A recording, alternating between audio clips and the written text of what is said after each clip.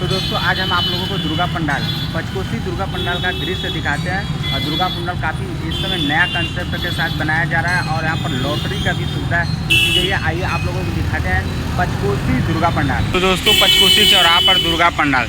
तो दोस्तों इस बार दुर्गा पंडाल काफ़ी नया कंसेप्ट के साथ बनाया जा रहा है और बगल में मंदिर है, उसी के ठीक बगल में दुर्गा पंडाल बनाया जा रहा है। इधर पर पंचकोसी मंडी है।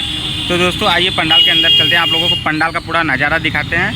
पंडाल इस समय बन रहा है काफ़ी तेज़ी से और इस बार कुछ नया, और यहाँ पर लॉटरी की सुविधा भी दी गई है। दोस्तों ये मंदिर है, उसी के बगल में देखेंगे तो लॉटरी का बोर्ड लगा हुआ है और यहाँ पर लॉटरी खिलाया जाता है और इधर पर पंडाल।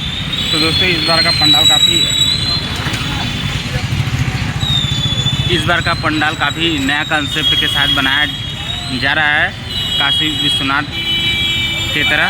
तो दोस्तों इस बार का पंडाल का दृश्य बनाया है केदारनाथ धाम की तरह। इस बार का पंचकोसी का दुर्गा पंडाल बनाया जा रहा है और आप लोग देख पाएंगे पंचकोसी चौराहा से जब पंचकोसी पुराने पुल की तरफ आप लोग जाएंगे तो उसी के बीच में दुर्गा पंडाल का पंडाल बन रहा है।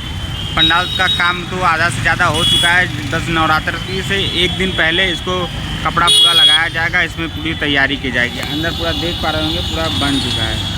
यहाँ पर आने के लिए ये जो रास्ता एक गया है ये पांडेपुर से चलाएगा और इधर पर आशापुर है, आशापुर से रोड आएगा। इधर पर पड़ता है सलारपुर और इधर पर पड़ता है पुराने पुल।